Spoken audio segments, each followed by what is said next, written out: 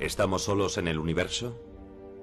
¿Somos los únicos que miramos hacia las estrellas y nos preguntamos, ¿hay alguien más ahí? Hoy en día, los científicos buscan la respuesta por diferentes caminos. Algunos con enormes radiotelescopios, otros mediante pruebas interplanetarias e interestelares. Si encontrásemos vida extraterrestre, ¿qué aspecto tendría? ¿Suaves y blandos? ¿O serán los primeros alienígenas con los que contactaremos máquinas replicantes cuyos creadores han muerto hace millones de años? Algunos de los mejores científicos del mundo están buscando la respuesta.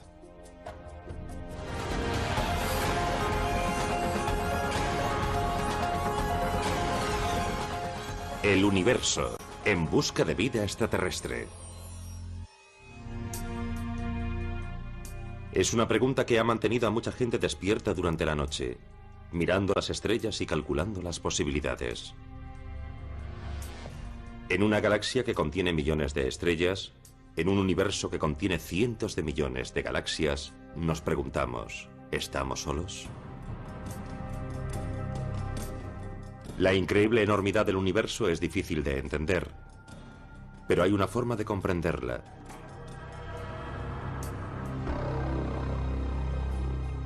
Si pudiésemos empequeñecer el Sol hasta el tamaño de un guijarro y lo colocásemos en una acera en el centro de Manhattan, la Tierra sería como un alfiler a 1 metro de distancia. Y Marte estaría como a unos 60 centímetros detrás. La otra estrella más cercana, donde podría haber vida inteligente, Alfa Centauro, no estaría a más de 100 metros de distancia. Eso sería en Washington, D.C., a 350 kilómetros de distancia. Y otra estrella estaría a unos 9.000 kilómetros en Río de Janeiro.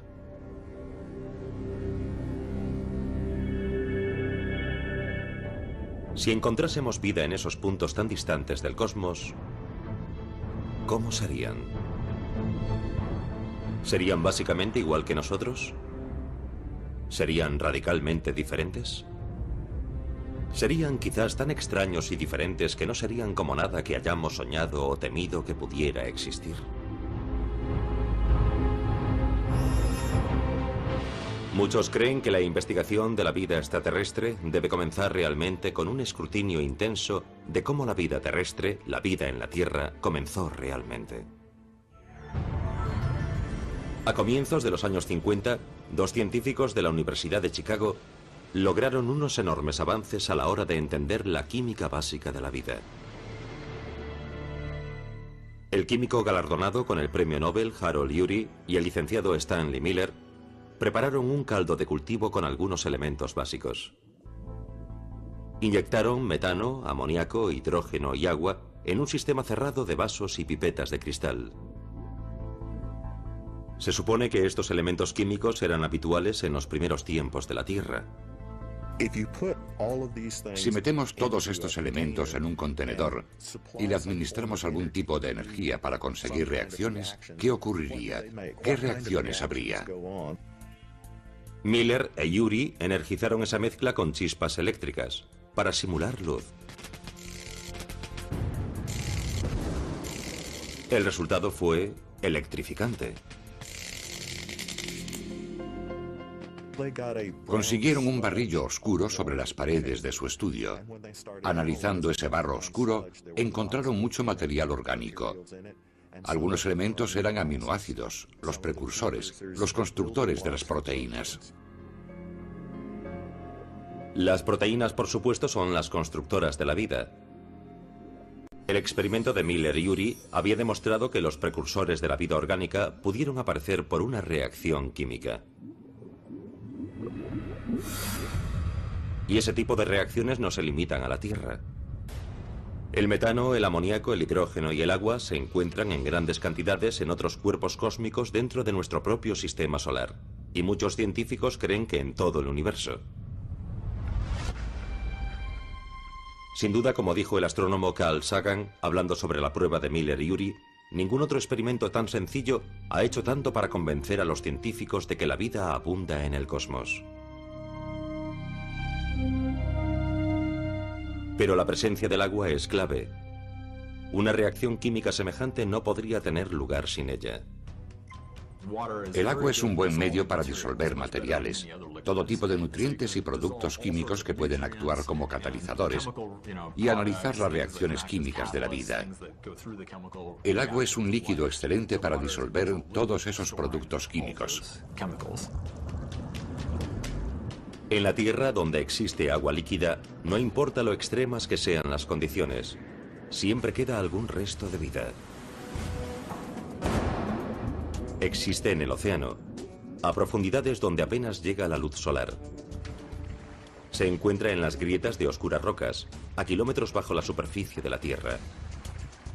Incluso se encuentra en el antiguo lago de California, extremadamente salino, con un contenido de sal por encima del 10%, que es 3 veces el porcentaje de sal de los océanos. Pero la vida en la Tierra también necesita carbono, que fue de hecho la primera sustancia que generó el experimento de Miller-Urey. Todas las formas de vida, tal y como las conocemos, consisten en gran parte en moléculas de carbono. La vida necesita generar grandes moléculas que almacenen información. El carbono es impresionante a la hora de construir grandes moléculas. Por ejemplo, la molécula de ADN tiene una cadena con una base de información de 1000 millones de pares. Si estirásemos una sola molécula de ADN de una de nuestras células, mediría unos 100 metros de largo. Una sola de nuestros trillones de células.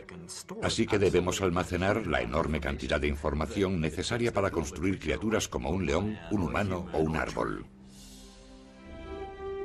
Pero si la vida existiese en algún otro punto de nuestra galaxia o más allá, ¿contendrían esas condiciones necesariamente la verdad? ¿Estaría basada la vida extraterrestre en agua y carbono? ¿Podría el ADN formar vida inteligente y se parecerían los alienígenas a nosotros? Que se parezcan a nosotros sería algo casual. Una ardilla también habita el mismo planeta que yo. El 70% de su ADN es el mismo que el mío, pero no se parece a mí. ¿Por qué tendrían los extraterrestres que parecerse a nosotros? Un científico que ha pasado mucho tiempo meditando sobre estas cuestiones y reproduciendo posibles formas de vida extraterrestre es el Dr. Robert Hart, del Instituto de Tecnología de California. Hart es un científico que interpreta los datos que envía el telescopio espacial Spitzer para reproducir las imágenes de los objetos y de los procesos del espacio profundo. Intento encontrar los mejores métodos para visualizar y explicar los conceptos técnicos complejos.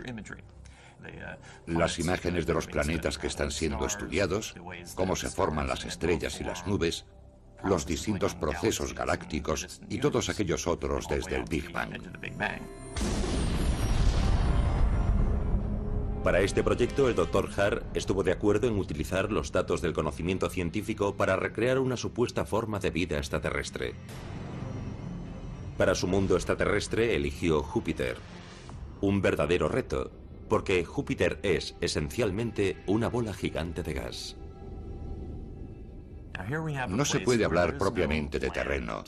Su atmósfera está hecha básicamente de hidrógeno y helio, aunque es rica en componentes orgánicos. A medida que nos sumergimos en su atmósfera, esta se calienta y aumenta la presión. Especulemos. ¿Qué podríamos hacer? ¿Cómo podríamos imaginar vivir en un ambiente como ese? Tomando como referencia el único modelo de vida conocido, los organismos vivos de la Tierra, Hart comenzó preguntándose, ¿qué necesita la vida en la Tierra? Necesita fuentes de energía, los elementos químicos necesarios que posibilitan la vida en la Tierra.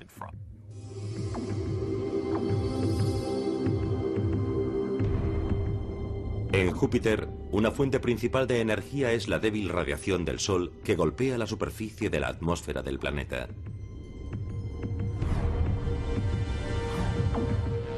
Y la única fuente de elementos químicos conocida para construir la vida son los elementos orgánicos que flotan en la blanca nube que rodea a Júpiter. Pensando en una forma potencial de vida que pudiese aprovecharse de esas condiciones a largo plazo, el Dr. Hart retomó una idea postulada por el Dr. Carl Sagan en los años 70. La idea de una especie de balón de gas viviente. Tal criatura podría permanecer flotando en la atmósfera de Júpiter indefinidamente. El problema con Júpiter es que su atmósfera está compuesta por el gas más ligero que existe, el hidrógeno. No podemos fabricar un balón más ligero que el hidrógeno. Si queremos que flote en su atmósfera, ha de contener aire caliente. Hart inventó un organismo extraterrestre que es en realidad más una planta que un animal. Un balón planta, inflado y que se mantiene flotando mediante aire caliente. Va a ser realmente caro en términos biológicos que se desarrolle por sí mismo. Pero si imaginamos una criatura con una piel muy oscura y fina, que permita que la radiación solar caliente los gases que contiene, podremos crear algo que levite, al menos durante las horas de luz diurna. Durante la noche la planta perdería su fuente de calor, pero el Dr. Hart ha contado con este problema en el diseño de la criatura. Tiene una forma bien adaptada para comportarse como un paracaídas que puede moverse con las corrientes termales. Cuando no puede calentar sus propios gases y flotar durante la noche, se introduce en el interior de la atmósfera, pero con las corrientes termales se desplaza como un velero. El tiempo que pasa a bajas altitudes puede ser beneficioso para esta criatura, porque aquí el alimento es más abundante. Tiene un sistema de alimentación aéreo sujeto en la base. En las partes inferiores de la atmósfera puede filtrar, atrapar algunos de los componentes orgánicos que sabemos que se dan en Júpiter. Por supuesto, la creación del balón planta jupiteriano del Dr. Hart no representa nada más que un ejercicio extremadamente especulativo, aunque con base científica. Pero la posibilidad de que exista alguna forma de vida actualmente en algunos cuerpos cósmicos de nuestro sistema solar les parece muy real a muchos astrobiólogos y geólogos. Y uno de esos cuerpos está justo a las puertas de Júpiter, la luna jupiteriana cubierta de hielo, Europa.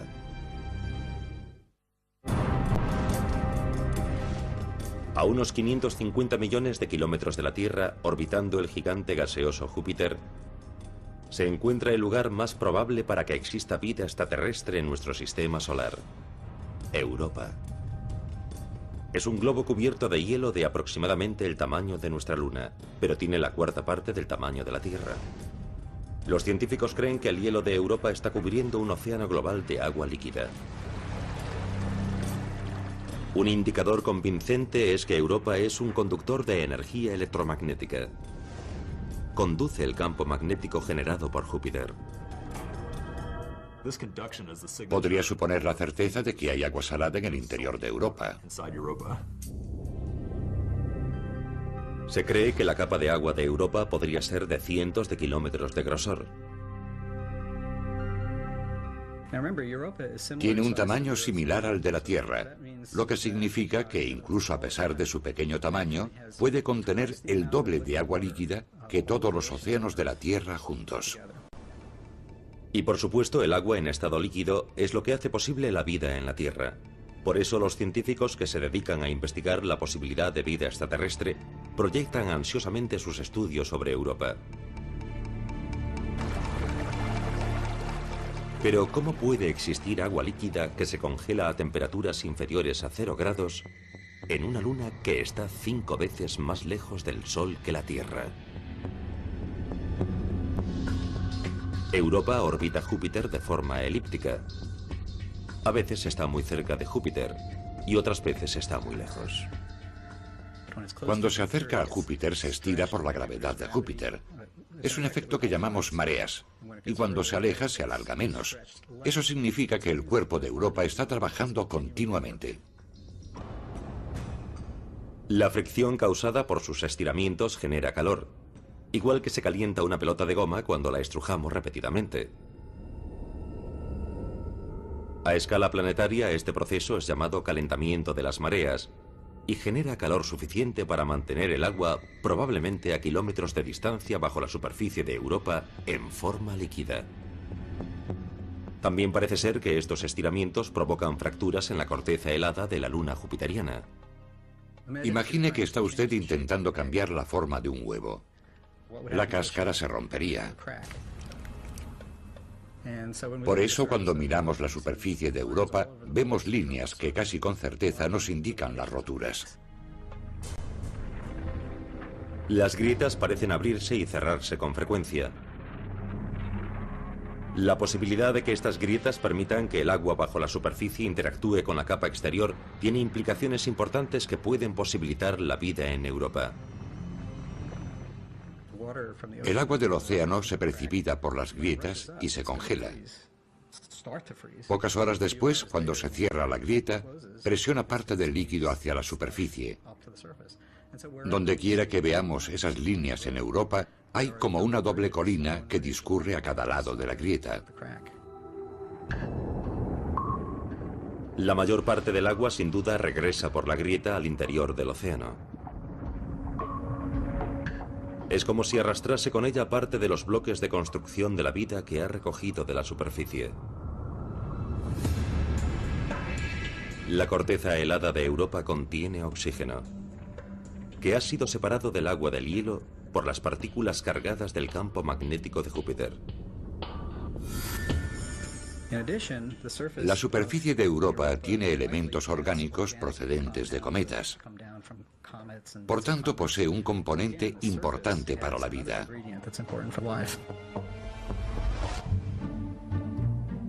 El doctor Richard Greenberg, de la Universidad de Arizona, muestra gráficamente cómo formas posibles de vida pueden sacar ventaja del ecosistema creado por las grietas de la superficie helada de Europa.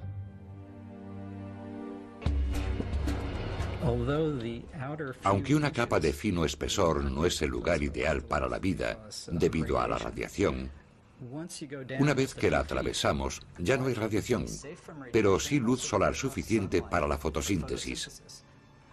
Puede haber un organismo en ese nivel que la realice y podría establecer contacto con el océano mediante el agua de las mareas que sube y baja cada día.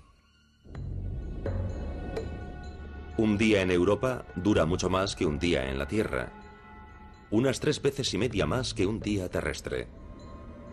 Tiempo suficiente para que los organismos que se mueven se aventuren por las fisuras.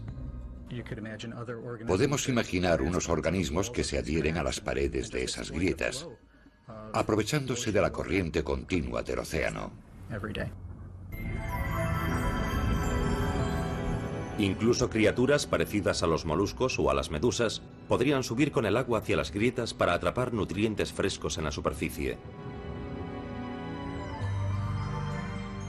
La vida en los océanos cubiertos de hielo de Europa también pueden recoger energía y nutrientes de otro lugar que no sea la superficie helada. Es posible que un calor residual de la corteza de Europa haya producido corrientes hidrotermales en la profundidad de su mar. En la Tierra, tales corrientes albergan múltiples formas de vida exótica. Son aguas muy calientes con muchos metales pesados introduciéndose en el océano a través de las capas superficiales. Hay un componente importante en la composición química de la que la vida puede alimentarse. Esta fuente química de energía permite que existan múltiples bacterias y otras formas de vida. Hay todo un ecosistema, una cadena alimentaria que permite que peces y distintos gusanos se desarrollen aquí. En los últimos años se está hablando de enviar una nave a Europa que pueda penetrar en el hielo y comprobar si hay vida.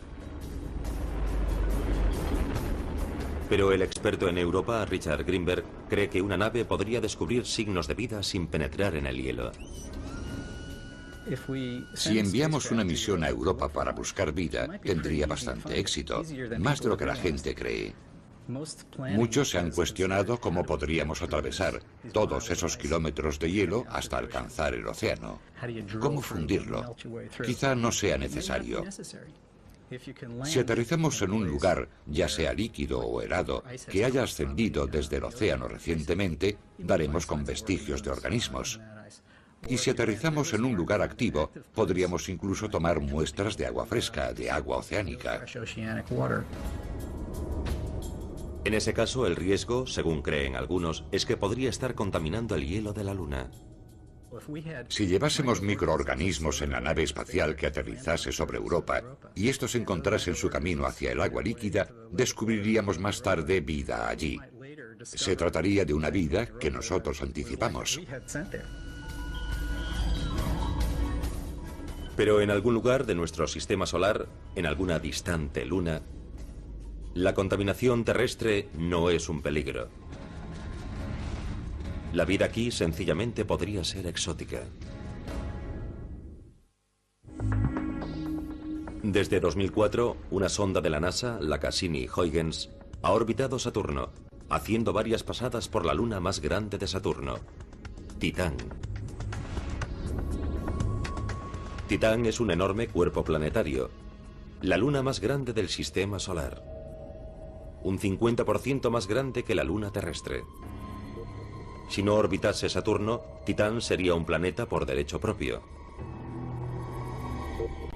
Pero lo más impresionante de todo es que Titán, como creen muchos científicos, podría ser ahora o en algún momento futuro contenedor de vida. Su geología es muy parecida a la de la Tierra. Todos los procesos que se dan en la Tierra, viento, erosión, lagos, volcanes, montañas y cráteres, los encontramos en Titán.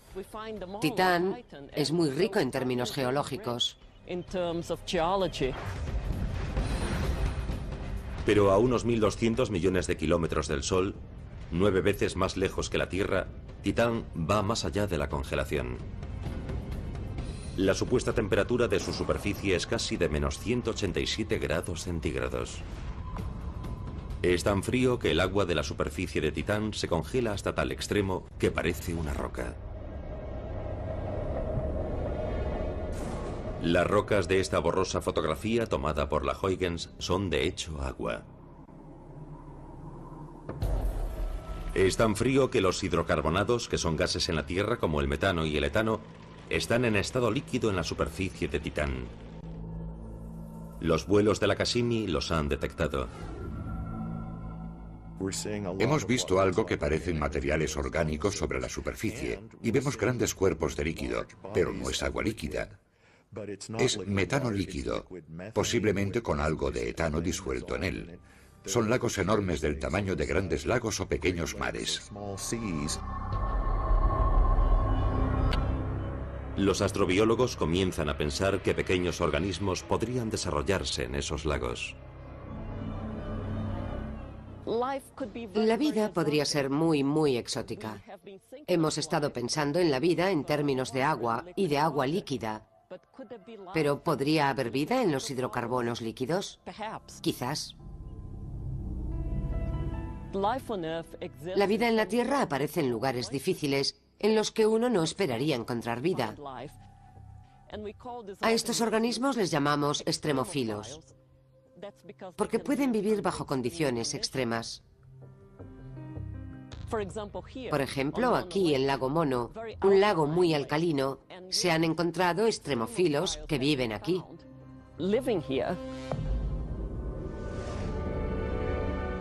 Otra posibilidad es que se formase vida en la historia más antigua de Titán, cuando aún quedaba una gran cantidad de calor en la formación inicial de la Luna. En aquel momento, las condiciones de Titán podrían haber sido muy similares a las primeras condiciones de la Tierra. Hay mucha agua ahí, mucho nitrógeno y otros elementos. También hay agua caliente, nitrógeno y carbono. Y nosotros creemos que algunos de los procesos químicos que tuvieron lugar en la Tierra para poder generar materiales biológicos, prebiológicos, que más tarde se incorporarían a la vida, también pueden haber surgido en Titán con la presencia de los mismos elementos químicos y gracias a un ambiente cálido. Algunos creen que es posible que si todavía está caliente la corteza de Titán, al menos la vida microbiana podría estar presente bajo la superficie de la Luna. Organismos vivientes han sido encontrados en grietas de rocas húmedas a unos 5 kilómetros por debajo de la superficie de la Tierra. Si nos adentramos en Titán hasta 200 kilómetros, al igual que en la Tierra, a medida que bajamos, se calienta más. Es probable que haya materiales mezclados con agua, tales como amoníaco, que actúa como un anticongelante, y puede que alcancemos un punto donde la temperatura esté lo bastante caliente y se den condiciones de agua líquida, propicias para reacciones químicas generadoras de aminoácidos y otros líquidos prebióticos. En el presente, sin embargo, la observación cercana de la superficie de Titán es limitada. La Luna está cubierta por una densa atmósfera de nitrógeno y metano. La sonda Cassini está equipada con una cámara de infrarrojos, pero las fotos en una longitud de onda visible son mucho más útiles para los analistas. De alguna forma tenemos que atravesar esta atmósfera opaca que nos dificulta la visión para darnos cuenta realmente de lo que sucede en ella y hacernos una clara idea de la composición de todo aquello que hay en su superficie. Pero parece que habrá que acercarse más para conseguirlo. La sonda Huygens ha tocado la Luna y ha enviado imágenes. Pero no es móvil. Cuando se aterriza en un planeta, por supuesto, es un tremendo avance en términos de ciencia, pero se hace en un solo punto. ¿Qué cantidad de la Tierra podríamos conocer si aterrizásemos en el desierto del Sáhara, por ejemplo? No podríamos ver el tipo de vida que vemos aquí. Una posibilidad para explorar grandes extensiones de la superficie de Titán sería utilizar una nave que funcionase como lo hace un balón de aire caliente en la Tierra. El laboratorio de la NASA de motores a propulsión está desarrollando una nave balón que podría transportar un equipo para mandar imágenes y un equipo para estudiar la atmósfera de Titán. Los ingenieros consideran que un balón es la forma más estable para tal misión. Si el balón pierde el control electrónico durante varias horas, no valdría. Necesitamos algo a bordo que le diga al balón: bien, activa la válvula de descenso. Ahora ajusta la altitud y sitúate allí hasta nuevas instrucciones. Pero aunque complejas misiones para visitar las lunas de nuestro sistema solar son entusiastas y a menudo envían grandes montones de información científica, la promesa de descubrir algo más que vida extraterrestre básica es todavía muy débil. La esperanza de encontrar inteligencia, vida creadora de tecnología, parece mayor cuando miramos más allá de nuestro sistema solar, a las estrellas vecinas. Aunque puede que nunca encontremos tal vida, para muchos científicos que estudian el universo, la idea de que existe en algún sitio tiene sentido. La vida tiende a evolucionar para tener más éxito. Y una de las cosas que consiguen que los organismos tengan éxito es ser inteligente. Por eso a mí me parece bastante posible que haya criaturas que tengan algún tipo de inteligencia en otros planetas. Si uno de esos inicios tuvo lugar hace 1000 millones de años y ha llevado otros 1000 millones de años llegar a un punto, puede que otros estén en ese punto ahora mismo. Y en las bases de los radiotelescopios de todo el globo, los humanos estamos esperando escucharlos.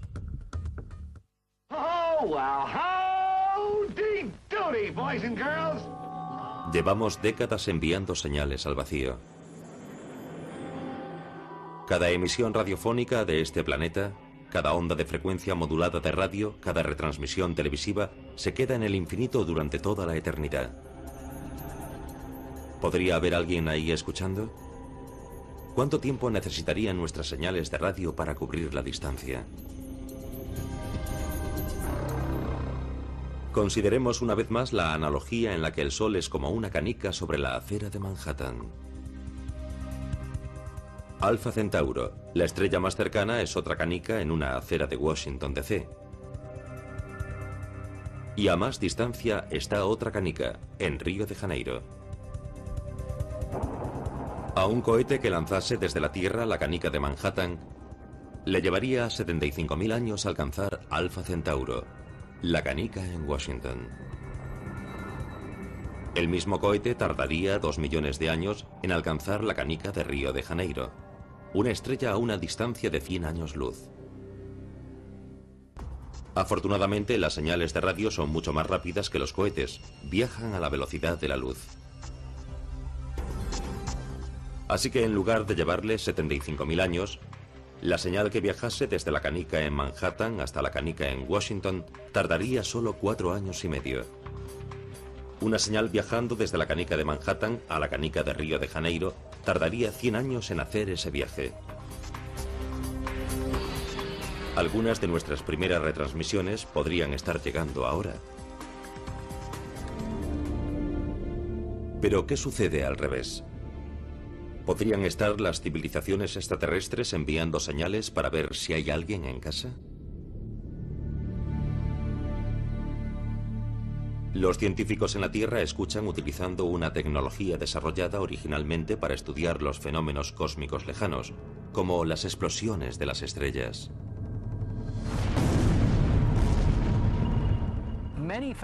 Muchos fenómenos producen ondas de radio y estudiándolas podemos aprender algo sobre lo que pasa ahí fuera. Con las antenas de radio podemos estudiar el universo. Esta idea ya surgió en la Segunda Guerra Mundial. Las enormes radioantenas que se utilizan hoy, llamadas radiotelescopios, son tan avanzadas y tan increíblemente sensibles que pueden detectar con facilidad el salto de una pulga. Son como grandes reflectores. Así, cualquier onda de radio que caiga sobre la Tierra podrá ser recogida por las antenas. Después se refleja en una especie de espejo gigante que la transfiere a un amplificador muy sensible. Las señales pasan a una sala de control donde hay receptores que analizan la energía que está entrando. El doctor Seth Shostak es un astrónomo del Instituto SETI en Mountain View, California. SETI es el acrónimo en inglés de Investigación de la Vida Extraterrestre. La organización SETI también utiliza radiotelescopios, pero no para estudiar los fenómenos cósmicos naturales. La misma tecnología puede utilizarse para buscar señales cuyo origen sea extraterrestre. ¿Cómo podríamos saber la diferencia? Buscamos una señal llamada de banda estrecha, es decir, una señal o frecuencia en un punto concreto del dial de la radio. Eso indicaría que la señal es enviada por un transmisor no natural. Por supuesto, las escuchas las hacen ordenadores, no científicos. Estos receptores filtran todas las escuchas y los ordenadores las monitorizan. Podemos monitorizar cientos de millones de canales a la vez. Si se detecta una señal distinta al radar de un aeropuerto local o un satélite de comunicaciones, el ordenador seguirá esa señal. Y si su aspecto es extraño, podría ser la señal más importante. Eso captaría nuestra atención. Hasta la fecha no ha sido detectada tal señal. Pero el Instituto SETI continúa con fe. Igual que la creencia de muchos prominentes astrónomos. La ausencia de evidencias no es algo negativo. Podríamos decir que aunque SETI no haya encontrado nada, eso no significa que no haya civilizaciones inteligentes. Yo proseguiría con la búsqueda. Hay cientos de miles de millones de estrellas en nuestra galaxia y cientos de millones de galaxias en el universo. Me sorprendería que no hubiese vida inteligente en él. Con tantas posibilidades, ¿cómo pueden determinar los astrónomos de SETI hacia dónde enfocar sus telescopios y sus esfuerzos? Queremos captar aquellas estrellas con posibilidades o quizás con un planeta como el nuestro. Eso nos daría más opciones de encontrar vida inteligente. Pero como no sabemos qué tipo de planetas hay ahí fuera, solo tenemos largas listas de nombres y listas de estrellas relativamente cercanas. Nuestro campo cósmico, solo pretendemos alcanzarlas. ¿Qué pasaría si un día el radiotelescopio de SETI captase una señal que pareciese ser una transmisión alienígena? Si captásemos una señal, no nos lo creeríamos hasta que alguien más la viese. Podría haber un virus o un fallo en nuestro sistema informático. ¿Qué haríamos cuando aquello nos pareciese real? Llamaríamos a otro observatorio de radio con antenas como las nuestras y les diríamos, mirad esa zona del cielo sobre esta área y mirad si hay algo. Si lo confirmasen 2 o 3 observatorios, podríamos estar seguros y podríamos convocar una rueda de prensa.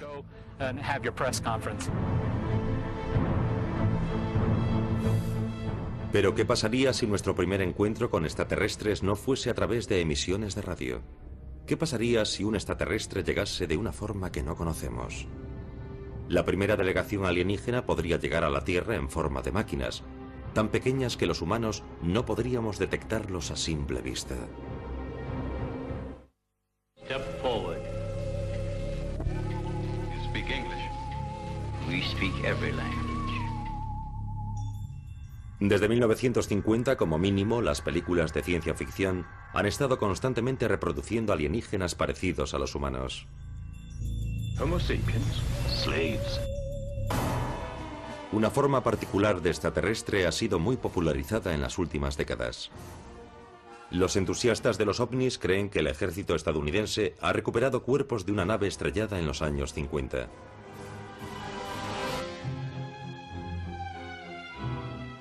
Estos supuestos extraterrestres son básicamente frágiles, como humanos en miniatura con cabezas sobredimensionadas. Son pequeños y grises, con grandes ojos. No sonríen mucho, sus cuerpos son blandos y suaves. Quizás no tengan ADN, pero tienen biología, están vivos. Es una forma anatómica fácil de comprender y de aceptar para los humanos. ¿Es así un extraterrestre?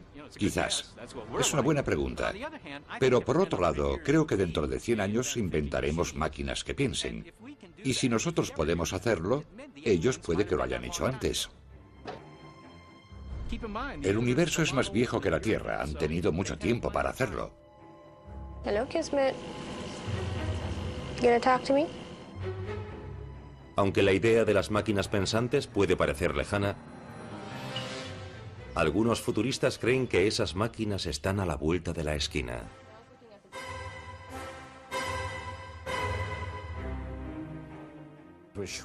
Estamos minimizando los circuitos integrados. Cada 2 años podemos poner el doble de piezas en un chip. Cada vez son más rápidos y más pequeños. Es así desde hace décadas. Ha habido un gran avance en la electrónica. Hoy tengo un ordenador portátil 1000 veces más potente que el que tenía en los años 60. Ray Kurzweil está convencido de que la potencia y la velocidad de los ordenadores pronto superará al cerebro humano. Si reunimos todos los cálculos clásicos en un ordenador para simular un cerebro humano, que más o menos es 10 elevado a 16 cálculos por segundo, lo conseguiremos por $1000 en 2020. Lo tendremos en un ordenador en pocos años y lo tendremos por $1 en el 2030. Dentro de poco tendremos un superordenador. Kurzweil predice que en un futuro cercano pequeños ordenadores estarán integrados en el cuerpo humano para compensar pequeñas debilidades.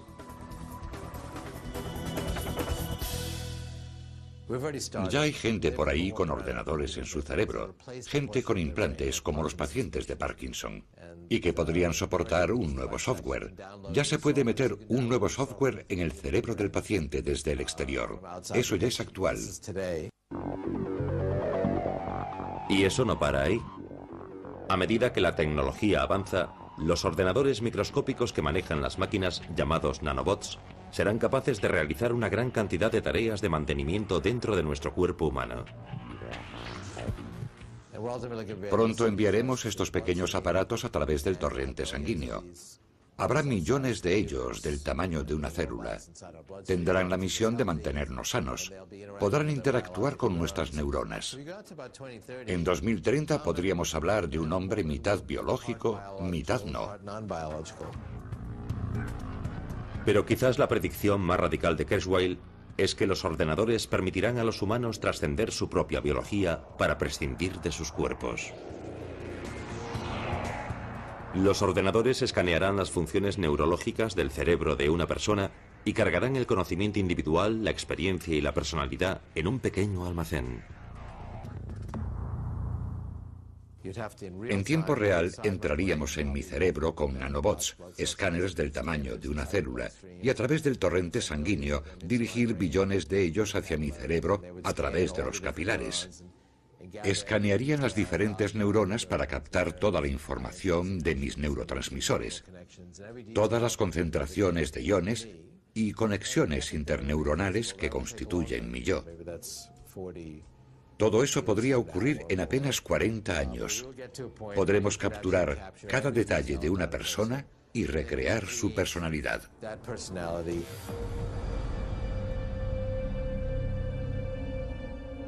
Las implicaciones son, por supuesto, impresionantes. La principal es la posibilidad de la inmortalidad. Que muera la carcasa no significa tu fin. Se puede copiar sobre una nueva máquina. Toda la personalidad de tu maquinaria está preservada y se puede hacer otra copia. Incluso las máquinas serán lo suficientemente inteligentes para autorreplicarse y para mejorar su diseño. Ya vemos la autorreplicación en los ordenadores, por ejemplo, en los virus. Eso es real, no es físico, pero es capaz de copiarse a sí mismo.